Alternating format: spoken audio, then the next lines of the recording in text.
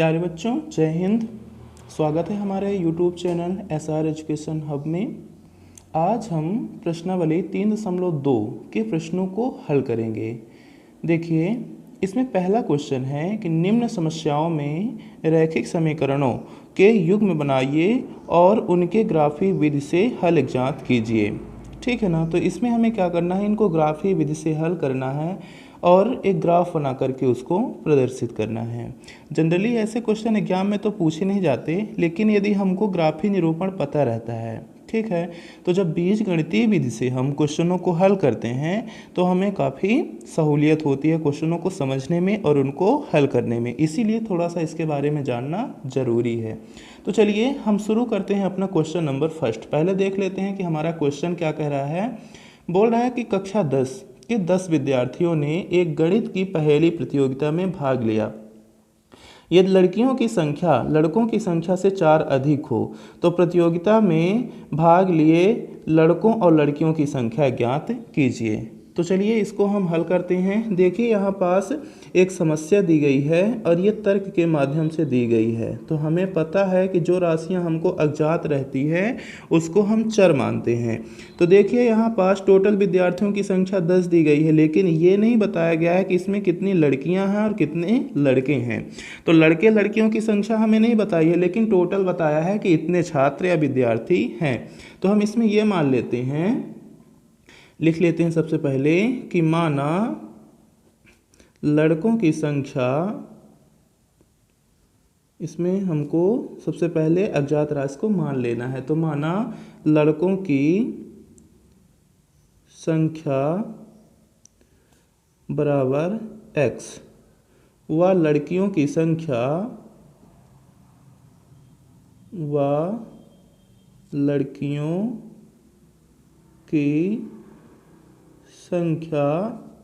बराबर 22 है। अब हम आ जाते हैं प्रश्न के अनुसार। ठीक है ना, जैसा हमारा प्रश्न कह रहा है उसी प्रकार से हमें इसको हल कर देना है। तो प्रश्न बोल रहा है जिस प्रकार से, उस प्रकार से हमें समीकरण 2 ठो बनाना होगा। तो यहाँ लिख लेंगे हम प्रश्नानुसार। ठीक है। तो देखो, प्रश्न हमारा बोल रहा है कि कक्षा 10 में विद्यार्थियों ने यानी 10 विद्यार्थियों ने गणित की पहली प्रतियोगिता में भाग लिया। तो टोटल विद्यार्थियों की संख्या कितनी है? 10 है। ठीक है ना। तो प्रश्नानुसार हो जाएगा, तो इसमें 2 समीकरण बनेंगे। तो एक हो जाएगा प्रथम प्रश्नानुसार और एक हो जाएगा द्वितीय प्रश्नानुसार। तो प्रथम प्रश्नानुसार ये पहली लाइन हो गई। तो इसमें हम टोटल विद्यार्थियों की संख्या 10 है, तो यहाँ ये मान लेंगे कि लड़कों की संख्या हमने मान लिया है कि x है और लड़कियों की संख्या को मान लिया है 22। अब दोनों का योग लड़के और लड़कियों को आपस में जोड़ते हैं तो टोटल विद्यार्थी कितने होते हैं? 10। तो ये हमारा बन गया समीकरण नंबर 1। इसी प्रकार से दूसरे में बोल रहा है, दूसरा तर्क कह रहा है कि लड़कियों की संख्या लड़कों की संख्या से 4 अधिक है। तो देखो, लड़कियों की संख्या क्या है? 22 है। तो ये 22 बराबर कितना अधिक है? 4 अधिक है। किससे अधिक है? 4। लड़कों की संख्या से 4 अधिक है। ठीक है ना। देखो क्या लिखा, लड़कों की संख्या से 4 अधिक है। तो लड़कों की संख्या हो गई x, और x से कितना अधिक है? तो x से 4 अधिक है। तो ये हो जाएगा x धन 4। ये हो गया हमारा समीकरण नंबर 2। देखो, हमारे दोनों समीकरण यहाँ पास बन गए। ठीक है ना। पहला समीकरण क्या आया? x प्लस 22 बराबर 10 और दूसरा है 22 बराबर x धन 4। ये कैसे समीकरण हैं? ये 2 चरी रैखिक समीकरण हैं और इन दोनों समीकरणों को हम बोलेंगे 2 चरी रैखिक समीकरण युग्म। अब देखो, हमें करना है इसका ग्राफी प्रदर्शन। तो ग्राफी प्रदर्शन करने के लिए इसमें हमें एक x की वैल्यू लेनी होगी, और जब हम x की वैल्यू ले लेंगे तो एक y की वैल्यू प्राप्त हो जाएगी। जब यहाँ x की वैल्यू रखेंगे तो y की वैल्यू मिलेगी। ठीक है। तो हमें छोटी छोटी वैल्यू लेना है। तो चलो हम एक में 1 ले लेते हैं और एक बार 2 ले लेते हैं। ठीक है। तो इस प्रकार से हम वैल्यू लेकर के इसमें देखते हैं कि किस प्रकार से हमको मान प्राप्त होता है समीकरण 1 से। तो यहाँ हम नोट कर लेंगे, ये जितनी भी प्रक्रिया भी हम करेंगे किस में करेंगे? समीकरण 1 में करेंगे। तो यहाँ पास हमें लिख लेना है समीकरण 1 से, यानी सारी प्रोसेस समीकरण 1 में होगी। ठीक है। तो समीकरण 1 में x बराबर पहले क्या रखा है हमने? x बराबर 1। तो x बराबर जब 1 रख देंगे तो समीकरण है हमारा x प्लस 22 बराबर 10। ठीक है। तो x की वैल्यू कितनी हो गई? 1 हो गई। तो यहाँ 1 प्लस हो गया 22 बराबर हो गया 10। अब इसके बाद देखो इसका पक्षांतर करेंगे तो एक इधर किस में है, प्लस में, और जब LHS से RHS में जाएगा तो किस में हो जाएगा, माइनस में हो जाएगा। तो यहाँ आ जाएगा y बराबर, ये हमको मिल जाएगा 10 माइनस 1। ठीक है, तो यहाँ y की वैल्यू हमको कितनी मिल गई, तो y बराबर यहाँ हमको मिल गया 9। तो यहाँ लिख देंगे 9। तो ये जो हमारी टेबल है, जब हमने x बराबर क्या रखा, 1 रखा, तो हमको y बराबर क्या मिला, 9 मिला। ठीक है, उसी प्रकार अब दूसरे में हमको क्या रख देना है, x बराबर 2 रख देना है, क्योंकि हमने यहाँ पहले से ही ले लिया है। आप कुछ भी स्वेच्छानुसार x का वैल्यू लोगे तो y की वैल्यू आपको मिल जाएगी। तो x बराबर यहाँ पास हमने ले लिया 2। तो चलो x बराबर यदि हम 2 ले लेते हैं तो देखो हमें क्या मिलता है। जैसे यहाँ पास x प्लस y बराबर 10 हो जाएगा, तो इसको हम क्या लिख देंगे, यहाँ पास लिखेंगे 2 धन y बराबर 10। यहाँ ये 2 काहे का मान है, x की वैल्यू है। तो यहाँ हमको y बराबर मिल जाएगा 10 माइनस 2। तो y बराबर यहाँ कितना आ जाएगा, यहाँ मिल जाएगा हमें y बराबर 8। तो यहाँ हमको लिख देना होगा y बराबर 8। फिर मान लो कि एक वैल्यू और ले लेते हैं, मान लो कि यहाँ ले लेते हैं 5। x की वैल्यू ले लिया हमने 5।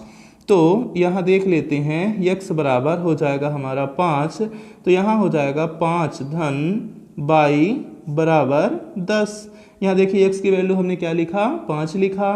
अब ये हो जाएगा y बराबर 10 माइनस 5। तो हमको y बराबर मिल जाएगा, 10 में 5 निकल गया तो कितना बचा, 5 बचा। तो यहाँ x की वैल्यू हमको कितनी मिल गई, 5 मिल गई। इसी प्रकार से यही सेम प्रोसेस करना है समीकरण नंबर 2 में। तो चलिए इसको भी हम लिख लेते हैं अब समीकरण 2 से। तो यहाँ लिख लेते हैं अब समीकरण 2 से। तो समीकरण 2 हमारा क्या है, यहाँ हमारा समीकरण 2 है y बराबर x धन 4। इसी प्रकार का एक टेबल बना लेंगे और यहाँ भी मानों को रख देंगे। तो चलिए इसमें हम एक में x लिख लेते हैं, दूसरे में लिख लेते हैं y। तो यहाँ पास यदि हम x की वैल्यू मान लीजिए ले लेते हैं -2, यहाँ ले लेते हैं -4 और यहाँ ले लेते हैं -6। ठीक है, वैल्यू हम कुछ भी ले सकते हैं। अब चलिए यहाँ रखते चलते हैं और इनके मानों को देखते हैं। तो यहाँ सबसे पहले हमें रख देना है x बराबर -2। रखने पर भी यहाँ लिख सकते हैं। तो चलिए देखते हैं x बराबर हम -2 रखेंगे तो क्या हो जाएगा। यहाँ देखो हमारा समीकरण है y बराबर x प्लस 4। तो देखिए x की वैल्यू कितनी हो गई, x की वैल्यू हो गई -2। तो यहाँ लिखेंगे -2 और प्लस में लिख देंगे 4। देखो ये एक माइनस में हो गया और ये किस में हो गया, प्लस में हो गया। विजातीय चिन्ह हो गए तो घट जाएंगे आपस में। 4 में 2 घट जाएगा तो कितना बचेगा, यहाँ 2। तो देखो जब हमने x की वैल्यू -2 रखा तो y की वैल्यू कितनी प्राप्त हुई, हमको 2 प्राप्त हुई।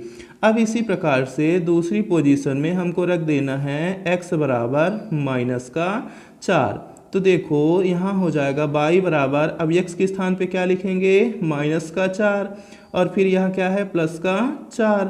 देखो ये माइनस प्लस से हो जाएंगे कैंसिल। तो यहाँ हमें y बराबर क्या मिल जाएगा, 0। तो हमने ये देखा कि जब हमने x बराबर -4 रखा तो y की वैल्यू कितनी आई, 0 आई। तो यहाँ हम इसको व्यक्त कर देंगे। इसके बाद तीसरी पोजीशन में लेंगे x बराबर -6।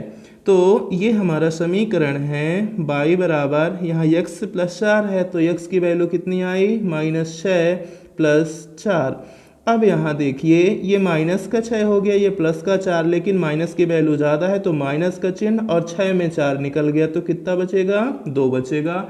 तो यहाँ हमको मिल जाएगा -2। अब देखिए ये हमारी दोनों टेबल बनकर के तैयार है। ये समीकरण 1 के लिए प्राप्त हुआ है x और y, और यहाँ पास समीकरण 2 के लिए हमको वैल्यू प्राप्त हुई है। अब इन मानों का हम करेंगे ग्राफी प्रदर्शन। तो चलिए ग्राफ में इनको बना करके देख लेते हैं, या ग्राफी प्रदर्शन कर देते हैं इनका। देखिए ये कुछ इस प्रकार से है हमारा ग्राफ पेपर। इसमें ये मूल बिंदु बना हुआ है हमारा 0, इधर हमारा है x, इधर है x डैश, ऊपर है y और नीचे अंकित है y डैश। अब चलिए इसमें हम इन मानों को रख देते हैं। तो हमने देखा कि जो हमारा पहला मान प्राप्त हुआ है, पहला मान हमें प्राप्त हुआ समीकरण 1 के लिए 1/9। यहाँ हम देख रहे हैं कि 1 भी धनात्मक है और 9 भी धनात्मक है, तो हमें पता है x की वैल्यू भी धनात्मक और y की वैल्यू भी धनात्मक, तो वो किस चतुर्थांश में आता है? वो आता है प्रथम चतुर्थांश में। तो चलिए हम प्रथम चतुर्थांश में x बराबर खोजें 1। तो देखिए ये हो गया हमारा x, तो x की वैल्यू कितनी हो गई? 1 हो गई यहाँ, और y की वैल्यू कितना ले रहा है? 9 ले रहा है। तो यहाँ हम देख लेते हैं, ये हो गई हमारी y की वैल्यू 9। ठीक है, अब इनको क्या करना है? 1 और 9 को कुछ इस प्रकार से यहाँ डैश डैश करके यहाँ पास हमारा क्या मिल रहा है? 1 व 9। तो 1 9 यहाँ मिल रहा है। ये हमारा जो बिंदु हो गया वो 1 और 9 को व्यक्त करता है। अब चलिए इसको इस प्रकार से डैश डैश लाइन से हमको मिला देना है, बिल्कुल सीधा मिलाना है।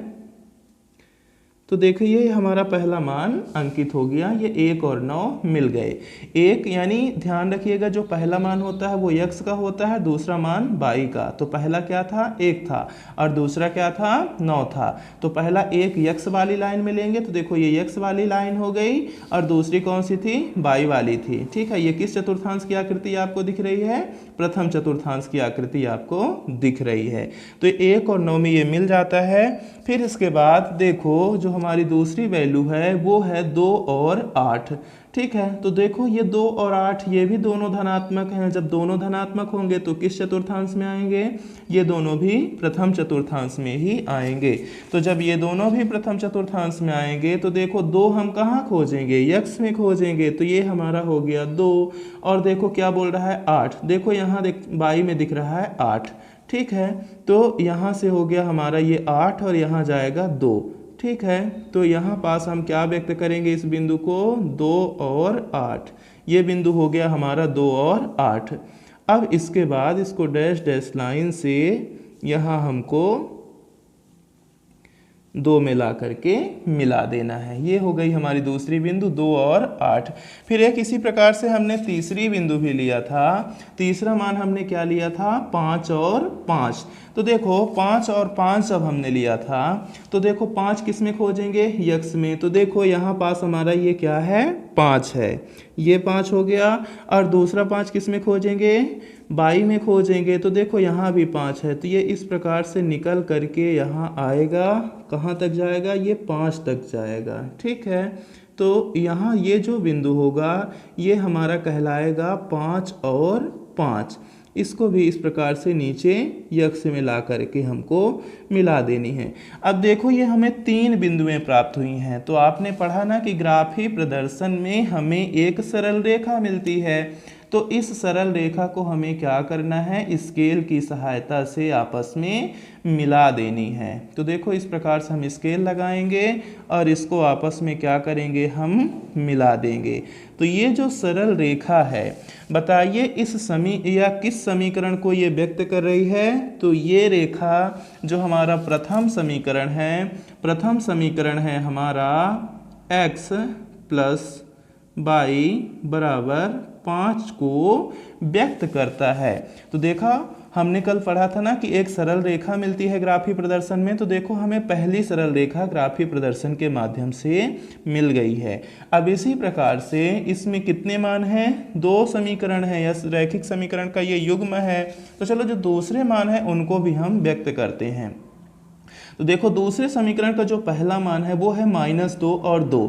अब देखो x का मान ऋणात्मक और y का मान धनात्मक। तो देखो x का मान ऋणात्मक और y का मान धनात्मक, ये किस चतुर्थांश के लिए होता है? ये होता है द्वितीय चतुर्थांश के लिए। हमेशा ध्यान रखना, ये वाला जो हमारा प्रथम हो गया चतुर्थांश और ये हो गया द्वितीय चतुर्थांश। ठीक है, तो यहाँ पास हमको मिला है -2 और 2। तो x में हम क्या देखेंगे? -2 देखेंगे। तो देखो ये हमारा -2 हो गया x का, और ये जो खड़ी रेखा गई है ये सीधी वाली, ये कौन से अक्ष है? y वाला है। तो यहाँ पास हो गया 2। तो देखो ये दोनों आपस में जाकर के इस बिंदु पर मिलती हैं। तो ये जो बिंदु होगा वो किसको व्यक्त करेगा, ये व्यक्त करेगा -2 और 2 को। हमेशा ध्यान रखना जो पहला मान होता है x का, दूसरा मान y का। देखो x का मान ऋणात्मक, y का मान धनात्मक, तो जब माइनस और प्लस होता है तो वो द्वितीय चतुर्थांश कहलाता है। ठीक है बच्चों, अब चलो हम इसको भी ऐसे डैश डैश लाइन से यहाँ मिला देते हैं। देखो हमें पहला बिंदु अपने ग्राफ में प्रदर्शित दिख रहा है। दूसरा मान देखते हैं। यहाँ देखिए हमको मिला है -4 और 0। तो माइनस में x की वैल्यू है तो किस चतुर्थांश में जाएगा, -4 और 0। देखो 0 क्या होता है, मूल बिंदु होता है, और -4 है तो -4 ये हमारा द्वितीय और तृतीय वाले अक्ष के मध्य में ही रहेगा। तो देखो ये क्या हो गया, -4। तो ये -4 और 0 है, 0 क्योंकि मूल बिंदु होता है। तो यहीं का जो ये बिंदु होगा ये हमारा क्या कहलाएगा, यहीं ब्रैकेट में लिख देंगे -4 और 0 को ये व्यक्त कर रहा है। फिर देखो हमारा तीसरा मान हमको प्राप्त हुआ है -6। कितना प्राप्त हुआ है, -6 और -2। देखो दोनों मान इसमें ऋणात्मक हैं, x का भी मान ऋणात्मक है और y का मान भी ऋणात्मक है। तो देखो हमारा जो तृतीय चतुर्थांश होता है, देखो इसमें x डैश और y डैश आया करता है। यहाँ देखो नीचे y डैश होगा, ठीक है, x डैश और y डैश। तो इसकी जो दोनों वैल्यू होती हैं वो क्या होती है, ऋणात्मक होती है। तो हमें पता है पहली वैल्यू x की, दूसरी वैल्यू y की। तो यहाँ हम सबसे पहले खोज लेंगे -6। देखो -6 मिल गया, और -2 किस में खोजेंगे, ये हम y में खोजेंगे। तो देखो -2 हमको यहाँ मिल गया। अब इनको चलो हम आपस में मिला देते हैं, तो ये मिल करके कुछ यहाँ पास हमें प्राप्त होंगी। ठीक है, तो यहाँ हम क्या व्यक्त करेंगे, -6 और -2 यहाँ आ जाएगा। चलो इनको डैश डैश लाइनों से हम मिला देते हैं। ये कुछ इस प्रकार से आपस में मिल जाएंगे। अब देखो ये जो हमें तीनों मान प्राप्त हुए हैं कौन कौन से, -2 और 2, -4 और 0, -6 और -2, ये तीनों मान एक ही सरल रेखा में होंगे। तो स्केल की सहायता से इन तीनों मानों को हम आपस में मिला देंगे। देखिए इस प्रकार से हमारी स्केल लग जाती है और ये तीनों मान आपस में हमारे मिल जाते हैं। तो ये तीनों मान आपस में मिला करके मिलाते हुए एक सरल रेखा हमें खींच देनी है। ये हो गई हमारी एक सरल रेखा जो इन तीनों मानों को आपस में मिला देती है। ठीक है, या तीनों बिंदुओं से होकर के गुजरती है। तो ये जो सरल रेखा होगी तो ये किसको प्रदर्शित करेगी, ये प्रदर्शित कर रही है जो हमारा समीकरण दूसरा है y बराबर x + 4।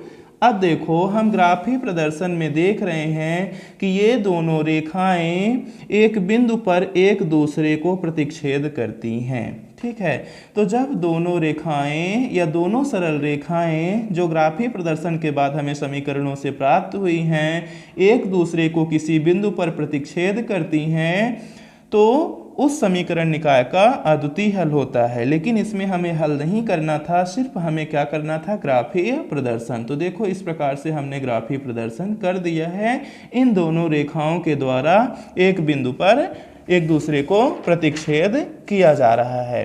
ठीक है, तो इस प्रकार से इसमें हमसे यह पूछा गया था कि बताइए ये उपर्युक्त या कि दिया गया समीकरण युग्म संगत है या असंगत। देखो ये एक दूसरे को क्या कर रही हैं, एक बिंदु पर प्रतिच्छेद कर रही हैं, इसलिए ये समीकरण युग्म कैसा होगा, संगत होगा। तो आप लिखोगे यहाँ निष्कर्ष में लिखोगे अतः ग्राफीय प्रदर्शन करने पर ग्राफीय प्रदर्शन करने पर ग्राफीय प्रदर्शन करने पर निष्कर्ष में हमको लिख देना है कि ग्राफीय प्रदर्शन करने पर सरल रेखाएं एक दूसरे को प्रतिच्छेद करती हैं, इसलिए समीकरण युग्म संगत है। ठीक है बच्चों, इस प्रकार से ये हमारा फर्स्ट एक का फर्स्ट नंबर क्लियर हो जाता है। अब देखिए इसी में दिया है इसका सेकेंड नंबर। चलिए इसको भी हम सॉल्व कर लेते हैं। तो सेकेंड नंबर में बोलता है कि 5 पेंसिल तथा 7 कलमों का मूल्य 50 रुपये है। ठीक है, कितनी पेंसिल? 5 पेंसिल तथा 7 कलमों यानी पेन का मूल्य 50 रुपये है, जबकि 7 पेंसिल और 5 कलमों का मूल्य 46 रुपये है। एक पेंसिल का मूल्य तथा एक कलम का मूल्य ज्ञात कीजिए। ठीक है, तो देखो इसमें भी वही तार्किक क्वेश्चन हमारा दिया गया है। इसमें हमें एक पेंसिल और एक कलम का मूल्य नहीं दिया है, 5 पेंसिल और 7 कलम का मूल्य 50 दिया है। तो सबसे पहले हम इसमें समीकरण का निर्माण कर लेते हैं। ठीक है, तो चलिए इसका हल देखते हैं ये किस प्रकार से हो जाएगा।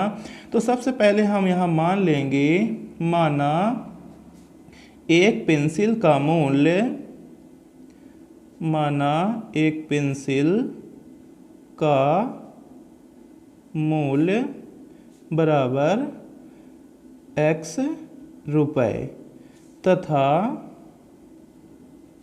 कलम का मूल्य, तथा एक कलम का यहाँ मानना है, एक कलम का मूल्य बराबर 22 रुपये है।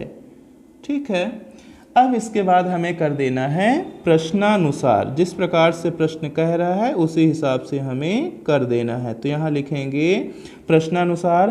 तो हमारा देखिए प्रश्न कह रहा है कि 5 पेंसिल और 7 कलमों का मूल्य, ठीक है ना। तो 5 पेंसिल, एक का मूल्य कितना है? x है, तो 5 का कितना हो जाएगा? 5x हो जाएगा, प्लस 7 कलमों का मूल्य कितना है, यानी 7 कलम है, एक कलम का 22 रुपये है, तो 7 कलमों का कितना हो जाएगा? 7 22, और इन दोनों का योग टोटल कितने रुपए हो रहा है? 50 रुपये हो रहा है। देखिए इस प्रकार से हमारा बन गया समीकरण नंबर 1। दूसरे में बोल रहा है कि 7 पेंसिल, तो 7 पेंसिल का मूल्य कितना हो जाएगा? 7 पेंसिल का मूल्य हो जाएगा 7x, तथा 5 कलमों का मूल्य, तो 5 कलम का मूल्य देखो, एक का 22 है तो इसका हो जाएगा 5 कलमों का मूल्य 5 22 बराबर टोटल कितना हो रहा है? टोटल हो रहा है 46 रुपये। तो टोटल लिख देंगे यहाँ 46 रुपये। ठीक है, अब चूंकि इसका ग्राफी प्रदर्शन करना है, तो ग्राफी प्रदर्शन करने के लिए यहाँ अब हम ले लेंगे समीकरण 1 से। जिस प्रकार से हम फर्स्ट नंबर को किए हैं उसी प्रकार से इसमें भी हमें कर देना है। तो चलिए इसको भी देख लेते हैं। यहाँ पास हमको एक टेबल बनाना होगा। तो चलिए ऊपर हम x की वैल्यू ले लेते हैं। हमारा टेबल बन करके तैयार है। एक में लिखना है x, दूसरे में लिखना है y। तो यहाँ चलो हम ले लेते हैं 3 ले लेते हैं, 4 ले लेते हैं, क्योंकि ज़्यादा बड़ा मान नहीं लेना है, नहीं तो ग्राफ में फिर नहीं आ पाएगा। ठीक है, तो यहाँ पास हम एक में 3 ले लेते हैं, एक में 4 ले लेते हैं, एक में ले लेते हैं 2। आप कुछ भी स्वेच्छानुसार ले सकते हो। ठीक है ना। तो समीकरण 1 से सबसे पहले हम यहाँ रख देते हैं x बराबर क्या रख देना है? 3 रख देना है। तो देखिए हमारा समीकरण है 5x धन 7y बराबर 50। तो यहाँ पास 5x, देखो ये हो जाएगा 5 गुणे 3 धन 7y बराबर कितना हो गया इधर? 50। तो देखो ये हो गया 5 तिहाई 15 धन ये हो गया 7y बराबर इधर हो गया 50। अब 15 को करेंगे पक्षांतरित, तो यहाँ बचेगा 7y बराबर ये हो जाएगा 50 में 15 क्या होगा? माइनस हो जाएगा। तो 50 में 15 यहाँ माइनस में हमें लिख देना है। अब ये देखो कहाँ है? ये इंटू में है, इधर जाएगा तो बटे में चला जाएगा, यानी भाग में चला जाएगा। तो ये हमारा हो जाएगा 50 माइनस 15 और बटे में हो गया 7। अब देखिए आगे y बराबर 50 में 15 हमें घटा देना है। तो देखो 10 में ये 5 चला जाएगा, क्योंकि 0 था 10 हो गया, 10 में 5 गया तो 10 में 5 जाएगा तो कितना बचेगा? 5। ये 4 हो गया, 4 में 1 घट गया तो कितना बचा? 35। जाहिर सी बात है कि 50 में 15 घटाते हैं तो कितना आता है? 35 आता है। यहाँ बटे में हो गया 7। ठीक है, तो 7 पना 35। तो यहाँ हमें y की वैल्यू जो मिल रही है, तो y बराबर हमको कितना मिला? 5। अब इस y की वैल्यू को उठा करके इस टेबल में रख देना है। यहाँ हमें y की वैल्यू मिल गई 5, x की वैल्यू हमने रखा 3, तो y की वैल्यू मिली 5। इसी प्रकार से अब हम दोबारा ले लेते हैं x बराबर 4 रखने पर। ठीक है, तो हमारा समीकरण है 5x, तो x की वैल्यू हो गई 4 धन 7y बराबर हो गया 50। तो देखो ये हो जाएगा 5 चौको 20, यहाँ आ गया 20 धन 7 बाई बराबर इधर हो जाएगा 50। पक्षांतरित कर देंगे 20 को, तो ये हमारा बचेगा 7 बाई बराबर 50 माइनस 20।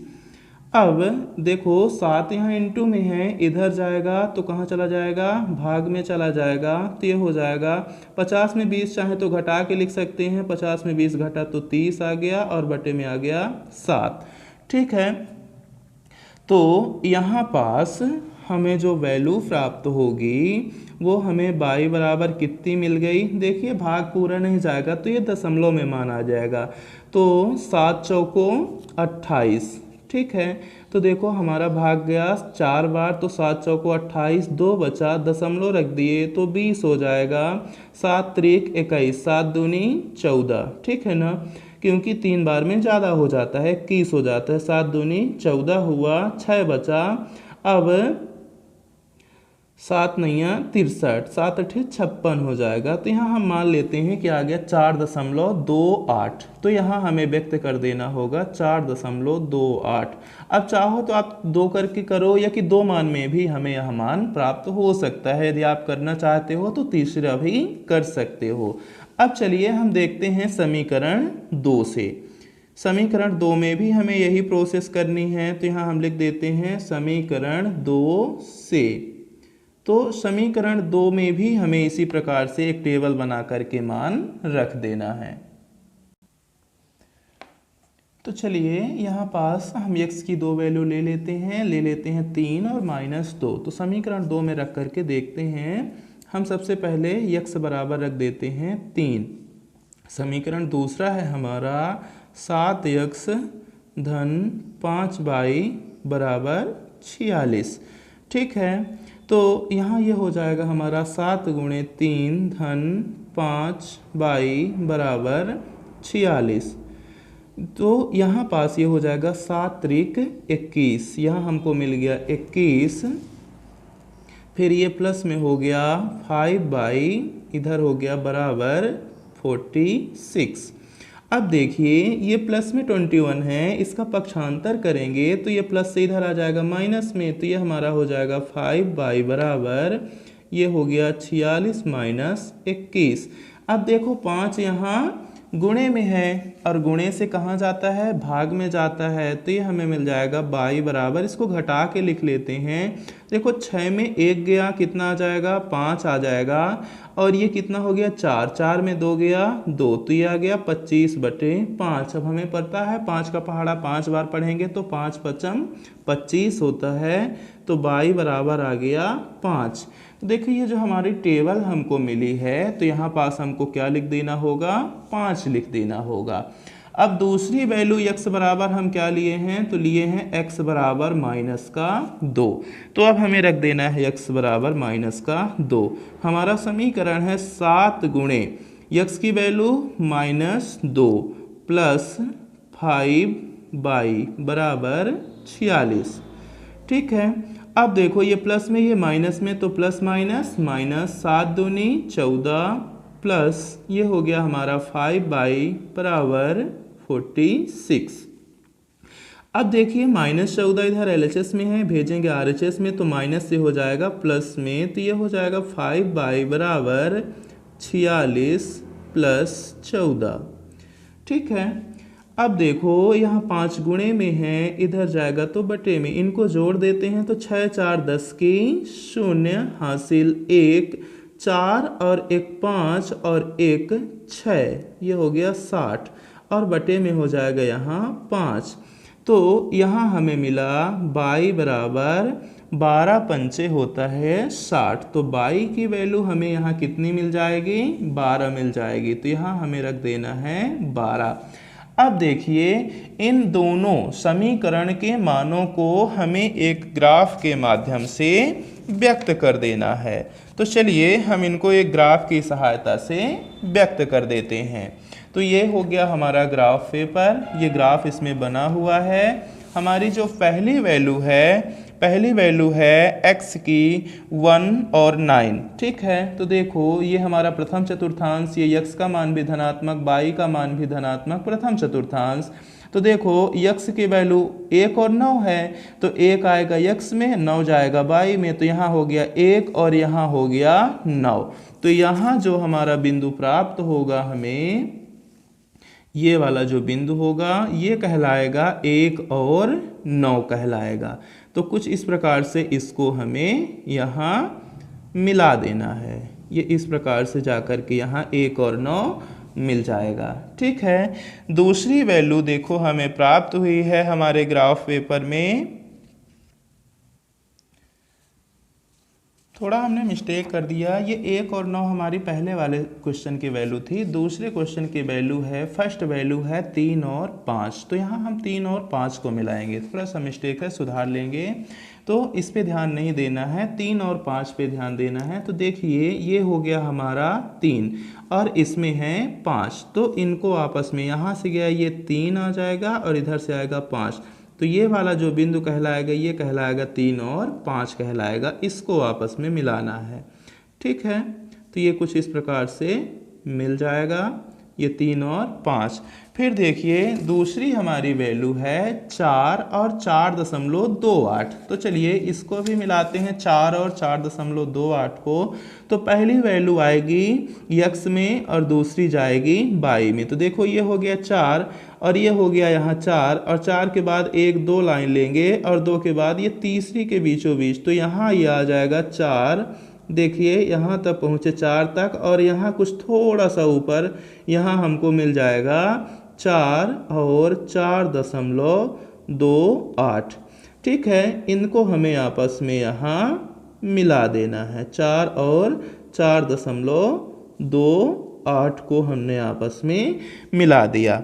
फिर देखिए अब इन प्राप्त मानों को हमें एक सरल रेखा के माध्यम से या सरल रेखाखंड या किरण के माध्यम से आपस में इनको मिला देना है। तो देखिए इस प्रकार से हमने अपना स्केल रखा और इन दोनों को आपस में मिला दिया।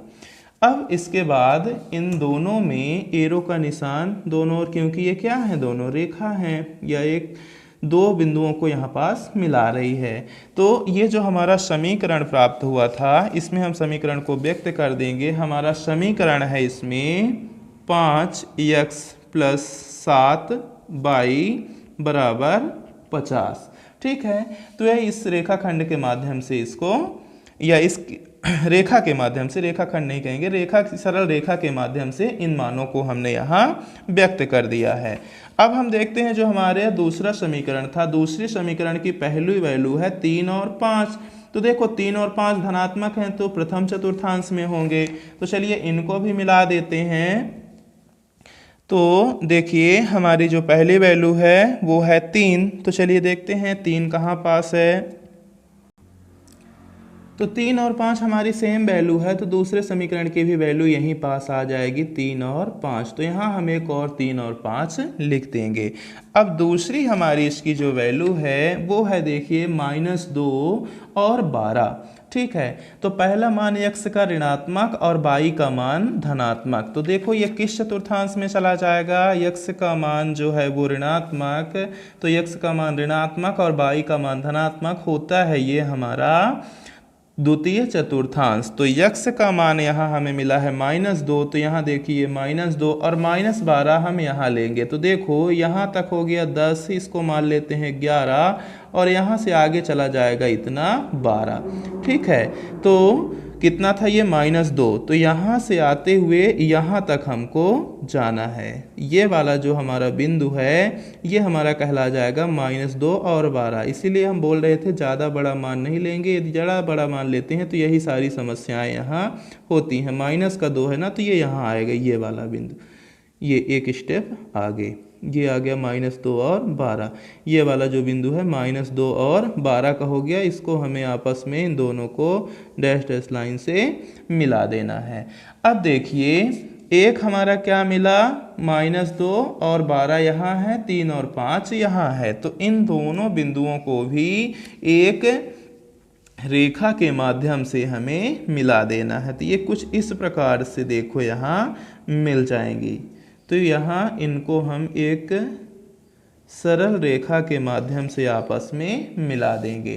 तो जैसे ही हमने देखा कि इसको हमने सरल रेखा के माध्यम से मिलाया, ये एक दूसरे को एक बिंदु पर प्रतिच्छेद करते हैं। इस समीकरण की हमारी वैल्यू है, इसको लिख देंगे यहाँ। इसकी वैल्यू है 7x + 5y = 46।